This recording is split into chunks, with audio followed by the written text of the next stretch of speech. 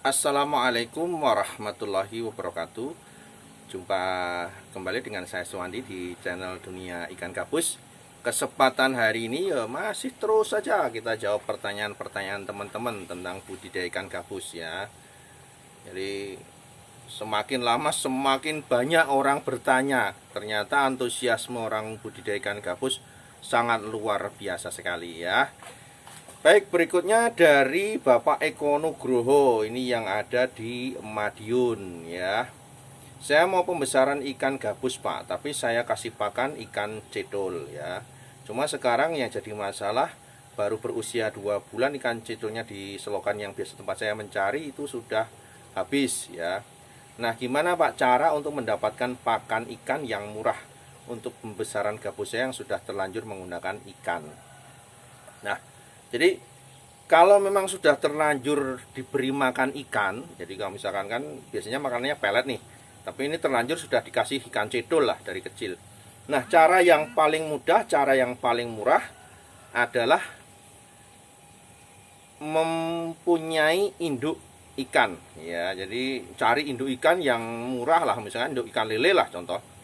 Induk ikan lele kemudian kita mijahkan sendiri, netes sendiri kan satu induk itu besar ya, misalnya bobot 1 kilo, 1,5 kilo, 2 kilo kan bisa puluhan ribu, bahkan ratusan ribu sekali netes itu. Nah, dari hasil penetasan itu nanti dibesarkan benihnya, kasih aja makan pelet. Kemudian nanti setelah umur 1 bulan, nah itu tiap hari bisa untuk pakan. Ya, itu cara yang pernah saya lakukan juga. Saya juga punya induk lele saya teteskai. Anaknya itu saya gunakan untuk makani induk-induk saya ya.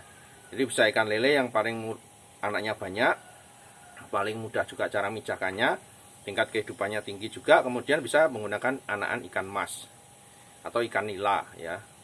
Ikan mas itu kalau netes kan banyak puluhan ribu juga ya. Itu bisa digunakan untuk makanan induk-induk yang sudah terlanjur atau pembesaran yang sudah terlanjur menggunakan ikan ya. Oke ya Mas Eko Nugroho, silahkan nanti bisa dipraktekan.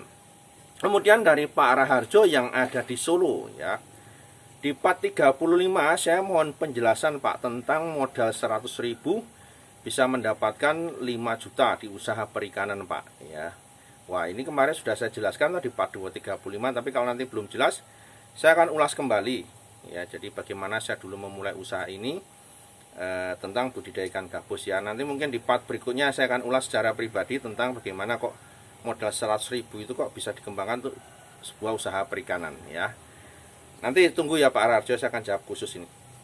Kemudian Pak Purwanto yang ada di Magelang, kalau bibit ikan gabus ini saya campur dengan ikan nila, bagaimana Pak? Apakah bisa pertumbuhannya bisa bagus dan bisa besar secara bersama-sama?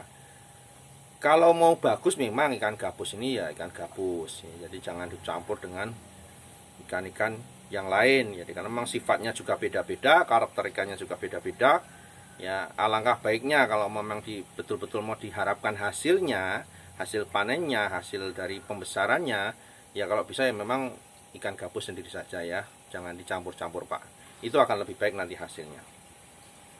Kemudian ada Bapak Sutnadi yang ada di Semarang ya, apakah dalam kondisi wabah ada corona COVID-19 ini Pak, pengiriman ikan tetap masih berjalan ya? Kemudian apakah perjalanan pengiriman itu juga bisa lancar seperti saat tidak ada wabah corona?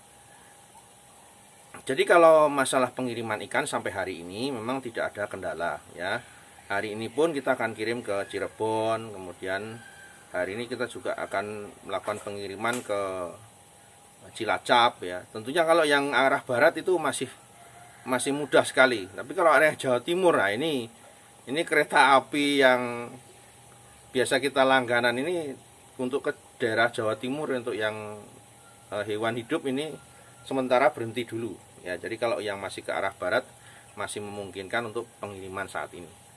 Kalaupun toh nanti pengiriman itu tidak menggunakan jasa kereta api, biasanya kita menggunakan jasa darat ya, mobil box ya, sampai ke alamat juga ya, sampai ke tujuan ya Pak ya. Jadi Pak Sutadi nggak usah khawatir, apalagi cuma di Semarang. Kemudian dari Bapak Puji Purnomo, ini yang ada di Solo ya, mau menanyakan tentang Pak, saya sudah budidaya ikan gabus saya mengambil dari alam seukuran jempol orang dewasa. Besar kecil saya campur-campur jadi satu. Jumlahnya berapa saya kurang tahu, yang jelas di situ kalau cuma 100 ekor ada besar kecil campur. Apakah nanti pertumbuhannya bisa bagus, Pak? Ya kalau memang niatnya pembesaran dari alam, mendingan cari yang kecil-kecil. Kalau mengharapkan tangkapan alam yang sudah gede-gede, udah sejempol-jempol, ada yang lebih besar lagi, campur besar kecil, tentunya nanti proses pembesaran juga hasilnya kurang maksimal. Karena nanti yang besar itu, apalagi yang nama ikan gabus dari alam itu kan liar ya, dia makanannya daging. Nah yang kecil-kecil itu menjadi santapan utama ikan-ikan gabus yang besar-besar. Jadi nanti bisa di sortir dulu, Pak, kalau memang mau dibesarkan, Pak Sutadi ya. Dibesarkan jadi yang kecil sendiri, yang besar sendiri. Jadi jangan dicampur-campur, karena nanti pertumbuhannya juga tidak bagus ya. Baik, kemudian ini ada pertanyaan lagi dari Bapak Wahyudi, ini yang ada di Muntilan. Pak, di daerah saya pengairan ikan air bagus sekali untuk perikanan, tetapi di sini belum banyak orang yang budidaya ikan gabus. Nah, di kolam ikan nila saya sering ada anakan ikan gabus. Apakah memungkinkan anakan ikan gabus ini saya pelihara untuk saya besarkan, Pak?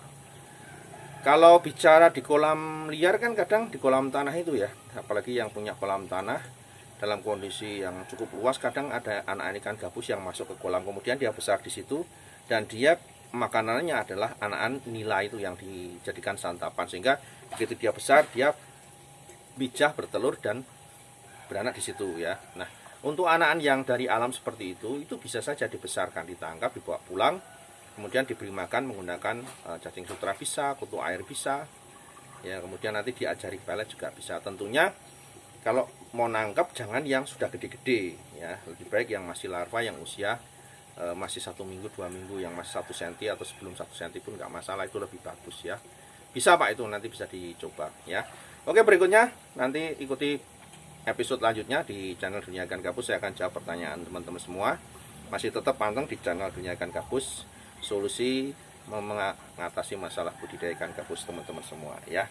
Assalamualaikum warahmatullahi wabarakatuh.